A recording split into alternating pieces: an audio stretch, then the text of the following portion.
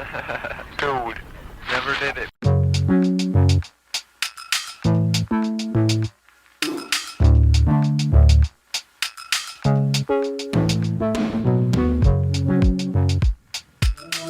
Welcome back to Never Did It. I'm Brad Garoon. I'm here with Jake Ziegler.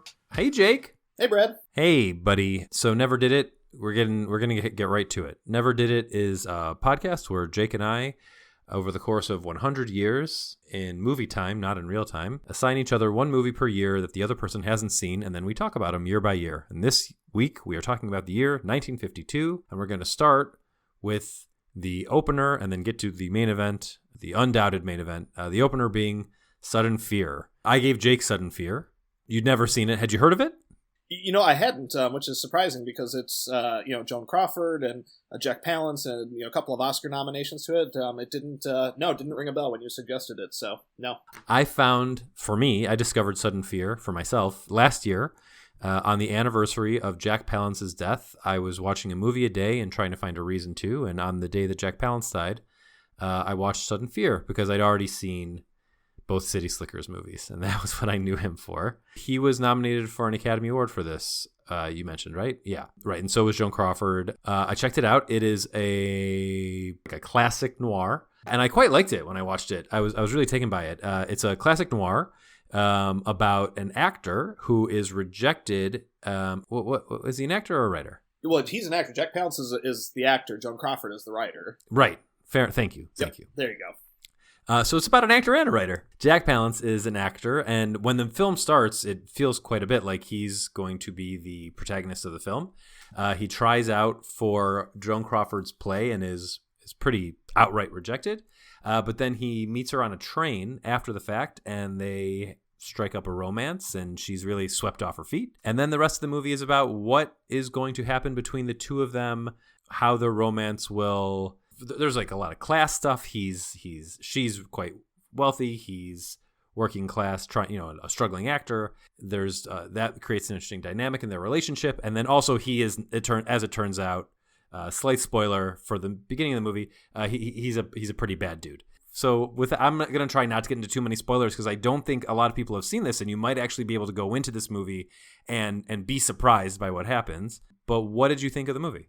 I loved it, and I agree, actually, because I hadn't heard of this movie, and I did get surprised by a lot of it, which was great. It's a noir, and I've seen my share of noirs, so it's not like everything was such an unbelievable surprise that you could never possibly guess it. But I did have a lot of fun watching everything kind of unfold. And it's funny you mentioned the City Slickers movies too, because I had seen both of those many, many, many, many times as a kid. Big movies for my family. And of course, Burton's Batman, Jack Palance had a part in that too. So, I'd seen him in a couple of my favorite movies as a kid growing up. And so it's always fun to go back and see those kind of actors when they're young. He really does a great job carrying this movie and, being just opposite of Joan Crawford. He's got such a small part in Batman, and then City Slickers is such a comedic movie. I just really didn't know kind of a lot of what else he had done and what else he was capable of. So he really carries his end of the movie really well, and it's a lot of fun to watch him. And Joan Crawford, of course. Absolutely. He does show up in another movie that we're going to watch as part of this series, Shane, which is a very, very famous Western that I think different opinions on than most folks, but he's the heavy in that movie, and he plays things totally differently in this one than he does in that. And even though he's a good guy, for lack of a better word, in the City Slickers movies, which is what I think younger folks know him from, not just us. Some folks will know him from the Batman movies where he's really hamming it up. This and Shane show his really incredible range. And then, of course, you've got Joan Crawford, who is so Joan Crawford-y in this movie. She's turning up the Joan Crawford to a lot. Now, it's not her most Joan Crawford ever, probably. I haven't seen it. Maybe you have, actually. Let's talk about it a little bit. Have you ever seen the movie Whatever Happened to Baby Jane? You know what? I haven't. I have not. Annie's dad today called and said, you have to watch this movie. I'm not going to do his very, very thick Massachusetts accent, but he said, you have to watch Whatever Happened to Baby Jane. So I'm sure she's more Joan Crawford-y in that, but she's great in this. It's a cool movie because a lot of it is a battle of wits between the two of them as they start, man, how do I talk about this without spoiling it? I guess it's fair to say as they start to learn more about each other and learn more about the other's intentions, how they try to maneuver each other. Pretty cool. Right. I mean, it's fair to say that one of them is going to have bad intentions toward the other. I mean, like I said, it's a noir. It's also, 70-something years old. I think that's fair to say that, not all of them is, or not both of them are going to be as they seem. It's not a romantic film, even though that's kind of the setup to the movie is them, getting together in a relationship. It's certainly not a romance. It's very much a noir in every way. So yeah, I mean, I think it's fair to say that there are some underhanded things going on here between the two of them. Yeah, I think it's fair to say that the title spoils that it's not going to be a romance. Yeah. But it is cool, like, if you were to be flipping channels on, like, Turner Classic Movies or something, and this was just on, you could convince yourself that the beginning is about, like, what are the difficulties these two are going to have in their relationship. Certainly. Absolutely. Because they both play it so perfectly. Yeah. And then it is about that, but just not in the classic sense. And Gloria Graham is also, I think, quite good as Irene, this other woman in the movie, who is related to Jack in a way. Jack's Lester. If you had to pick an analog, like a modern analog to this, where the movie's set up to be one thing and then turns out to be something else, in the post-erotic thriller era, what would you pick? The post-erotic thriller era? Post-90s, when we had a lot of stuff that was sort of like this, like Single White Female, or... Not in much the same way, but we'll get to this one, too. This is a preview for a later film, but Hereditary is kind of like that, where the setup feels like it's going to be one thing, and then it kind of turns into a different thing altogether. I'm not sure if that's the best comparison to this. If I had some time to think about that one, I might be able to come up with something. That's a really good question. I'm really glad you brought up Hereditary. We'll talk a lot more about Ari Aster when we do that episode. I'm so mad at you for assigning me that movie. But I have seen his other two movies, one of them being Beau is Afraid, which also is not this. It's not anything, but it's not, I mean, and I'm not crapping on Beau is Afraid. We're not reviewing Beau is Afraid for the show. I really loved Beau is Afraid, but when I say it's not anything, I mean, you haven't seen a movie that does what this movie did or misdirects you in the way that this movie did. But Beau is Afraid is a movie that starts as one thing, which is insane, and ends up as something different that is also insane. Beau is Afraid has more of a vibe shift like Synecdoche, New York, whereas like Sorry to Bother You. Have you seen that movie? Yes, absolutely. Yes, I have seen it. Yeah. Boots Riley clearly likes the same kind of like surrealism. So this is not a surrealist film. Sudden Fear is not in any way a surrealist film. Those movies are. And I think I haven't seen Hereditary, but I know a lot about it. That's not really a surrealist film. That's just like a family drama that turns into a complete horror show. Right. Mm-hmm. Let me think. What is something? Because I asked you that question without having anything loaded up. Right. I was wondering if you had. I was hoping you did, because I can't think of anything right offhand. Probably something like Gone Girl. Yeah. Gone Girl definitely kind of subverts those expectations with the Rosamund Pike character and the things that you kind of learn about her as it goes along. Everything. I think that's probably an apt comparison here. I've actually not seen it. Did you assign me that one? Did I? I don't think I did. But 2014. No, I gave you a movie from Russia. Which one? Oh, Leviathan. Then yeah, it's great. I'm excited for that. But yeah, Gone Girl's good. You should watch it. I think you'd like it. I'll check it out sometime when I eventually do a David Fincher rewatch. That I'm pretty sure you did one of those recently. I did. Yeah, I did the whole thing. There's only 3 of his movies that I don't want to watch again. That's a lot. Yeah, well, out of 11, I mean, he's made 8 great ones. And oh, you mean because you didn't like them? Oh yeah, because I didn't care for them. Yeah, maybe I'll just watch Gone Girl before I watch The Killer or whatever that movie is that he has coming out. Oh yeah, that's right. Now this will be very dated when we eventually post this episode, like 6 weeks after The Killer comes out. Like the goof we made with Brendan Fraser. Yeah, people have brought that up to me. Have they really? Yeah. Good to know people are listening. Yes, they are. I've been watching so many Disney movies lately, I can't think of anything that's actually interesting in that way. Yeah, how far into that are you? We watched The Little Mermaid today. Oh, nice. Guess what? Holds up. Yeah, I bet. I'm going to be watching it soon, too. I haven't seen it since Viv was little. It's terrific. And then Annie said, oh, well, we have to see the new one. I'm like, no, we don't. You don't have to, but... We definitely don't have to, and I don't want to. Interesting casting choice in that. I saw people on Twitter upset that Melissa McCarthy got the role of Ursula over Lizzo, who I guess was in the running. Oh, didn't know that. I don't think either of them would have been good in that role. I don't think Melissa McCarthy will be good. I don't think Lizzo would have been good. Mm-hmm. But Bridget Everett, I think, would have been great in the role of Ursula. Ooh, who dat? Who is she? So you should definitely watch her show on HBO called Somebody Somewhere. It's just a really lighthearted, awesome comedy about people living in the Midwest and dealing with BS. Mm-hmm. Everyone in it's great. It was Mike Haggerty's last thing that he did before he died. Okay. Totally worth. And it's interesting how they've dealt with the character after the actor's death. They didn't kill off the character or recast. They interesting. Yeah. They got much more creative. I don't know. Did Sorry to Bother You really like go in a strange direction? I mean, there's a twist in Sorry to Bother You that's bizarre, but have you seen it? Oh yeah. Oh yeah. I mean, they're designing hybrid horse humans. Right, but that's a twist. That's not for like slave labor. But the movie starts out bizarre. Like he goes to work for the company, and immediately you're like, this is weird. This is it's a little weird to start with, but it's not quite breeding half human, half horse hybrids. Right. So you get to Armie Hammer late in the movie, doing lots of coke and apparently just being Armie Hammer. Right, I was going to say playing himself. Yeah. Yeah. Allegedly. Yeah. No disrespect.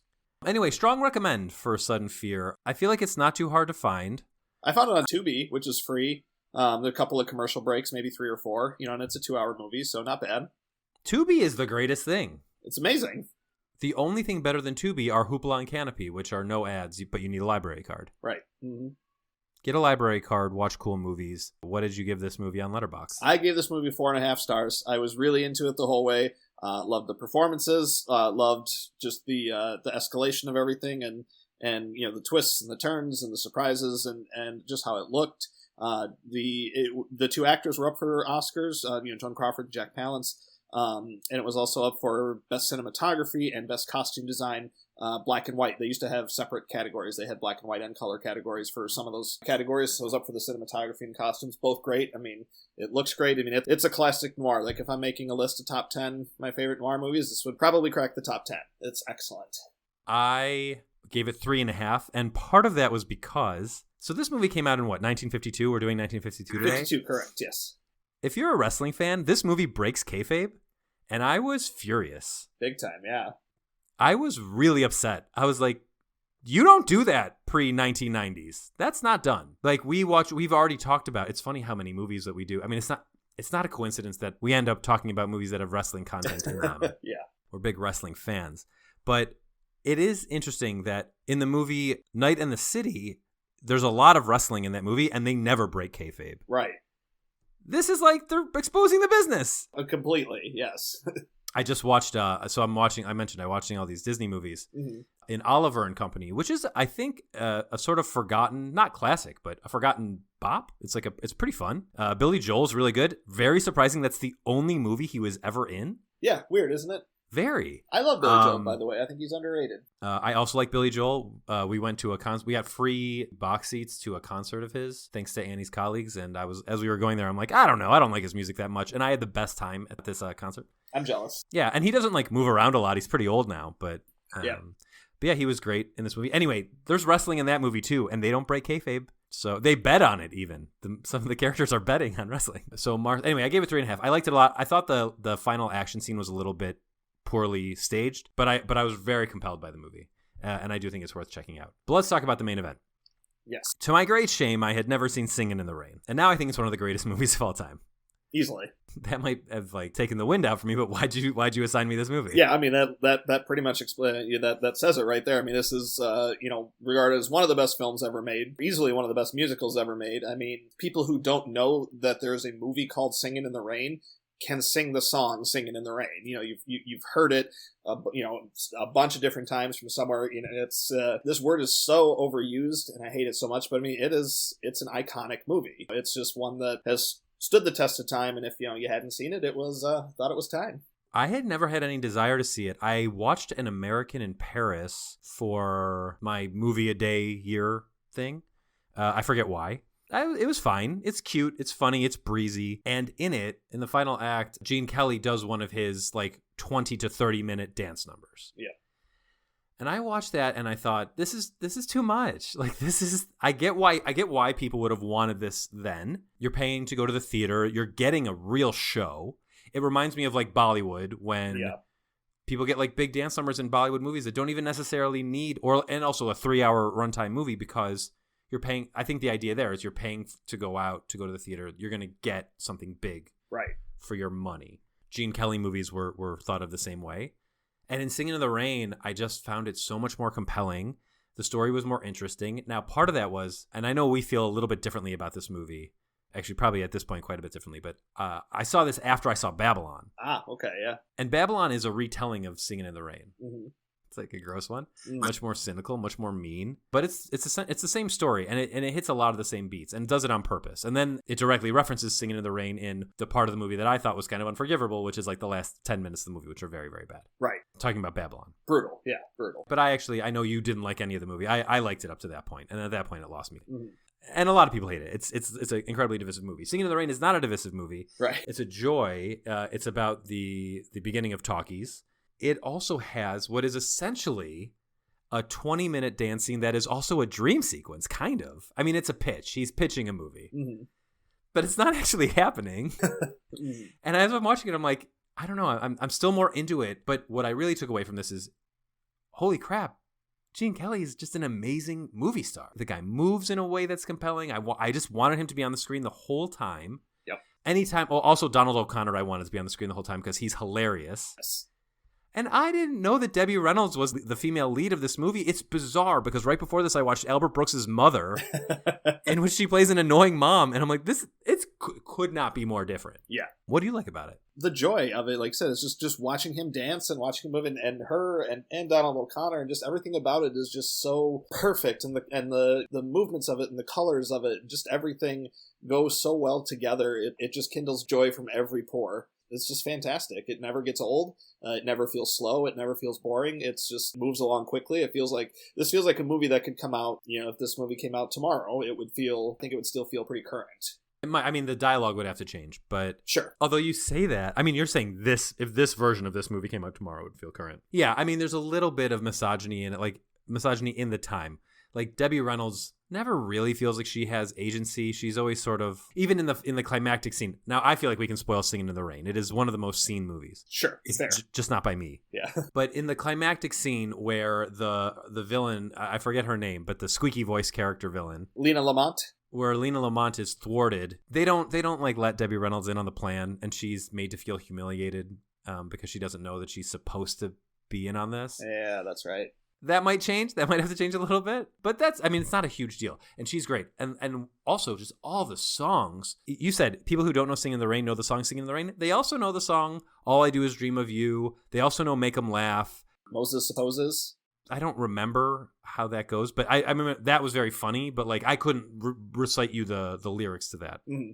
And then what's the song that they sing when they realize like I've got a plan? Oh, Good Morning. Yep. So these are all songs you've heard. Now, it's interesting. When we were growing up, we had classic radio. And classic radio, we had classic radio and we had classic rock radio. And classic radio was songs from the 40s and 50s. And classic rock radio was like classic rock. I feel like classic rock radio and alternative radio have kind of been combined now, if radio still exists at all. You have a car, I don't. Do radio stations exist? They do. I don't listen to them very often. Usually my 10-year-old sometimes likes to listen to the pop station or whatever. So yeah, at least some radio stations do exist. Regardless, I think like jukebox music, which I think that this kind of thing would be played on, these kind of songs would be played on. I don't think those stations really exist anymore. Right. I don't know what the demand for them is. I'm sure there's probably a satellite station for it. Probably. But like little kids, I think, are not hearing this song in the way that we heard these songs growing up because they'd be playing on the radio in the car. Right. On classic oldies, as they would say, on oldies stations. Right. Which is a shame because they're good. I mean, they're not essential. But they're really fun. Yeah, and it's just something different. Like I said, other than La La Land or other people just aren't making movies like Singin' in the Rain or An American in Paris anymore. Well, West Side Story did get remade, which is close but not quite. It's a little more contemporary. Mm-hmm. Yeah, that was really well done. I liked it a lot. Yeah, it's nice. It's interesting that the thing that the remade West Side Story gave us, the best thing they gave us was Mike Feist as Riff. Because now we know who can do the Weasel voice in Who Framed Roger Rabbit remake. That's right. He just sounds like them he in does. that movie. It's absurd. He's quite good. He was kind of a revelation in that movie. Yeah, definitely a standout. But we're talking about Singin' in the Rain. Talk to me about Singin' in the Rain and the Oscars. How did it do? Poorly, actually. It's, in the long line of legendary films that did poorly at the Oscars, it was actually only nominated for 2 different words. One was supporting actress for Jean Hagen. Lena Lamont Jean Hagen was nominated. And then the scoring for a musical picture. There used to be so many musicals, there was actually a category for scoring of a musical picture, and it was nominated in that category and lost somehow. That's interesting. So it wasn't even nominated for Best Picture. Not even up for Best Picture. The Best Picture that year, for just for comparison's sake, was a film called The Greatest Show on Earth. It's the Cecil B. DeMille production, and it's widely regarded as one of the worst Best Picture winners of all time. But it's very important because it plays a very big role in The Fabelmans. Yes, it does. Yep, very important. And some of the other nominees that year, there were some other really good movies that year, like High Noon came out that year, and then John Ford's The Quiet Man came out that year, was some other good ones. Let's see who she lost to. The original Moulin Rouge came out that year. Original Moulin Rouge, yep, came out that year. Oh, hey, look at here's a little connection. Jean Hagen in Singin' in the Rain lost the Best Supporting Actress Oscar to Gloria Graham for the film The Bad and the Beautiful. What's the connection there? Gloria Graham was also in Fury. Right. Yeah. That's really funny. Joan Crawford and Jack Palance, just to back up a little bit, they both lost as well to Anthony Quinn, come on, Anthony Quinn. Right. He's the greatest. Yeah, that's okay. And Jack Palance did eventually get his. Right. Well, yeah, much later. The funny thing about Anthony Quinn for me is, for most of my life, I thought Anthony Quinn was just the guy from Last Action Hero. Oh, yeah. Which is an underrated action movie. It's pretty terrific. I never did it. Oh my God, we might have to change some things up. What do I have for 1993? Falling Down. How have I never did Falling Down? Oh, never mind. We're keeping Falling Down. That movie's bonkers. But we will talk about Last Action Hero come 1993. Good. I don't know what else there is to say about Singin' in the Rain. It's like Jake said. It doesn't feel like a modern movie, but modern sensibilities will be satisfied by this movie. Absolutely. Right. Yeah, there we go. It reminds me of Casablanca in that way, where I watched it and I was like, this is much funnier than I expected it to be. It just stands the test of time better than I expected it to. It doesn't break kayfabe, which is nice. Yeah. I mean, there's no wrestling in it, but just nice of them to protect the business. Anything else you want to say about Singin' in the Rain? No, I think we covered it pretty well. I mean, yeah, if it's one you haven't seen, do yourself a favor. All right. Yeah, I want 5 stars. Yeah, me too. It's an easy 5. Okay, great. So that's it for 1952 and Never Did It. Come back next week when we will be tackling 1990. 1990. 1990! See you next week.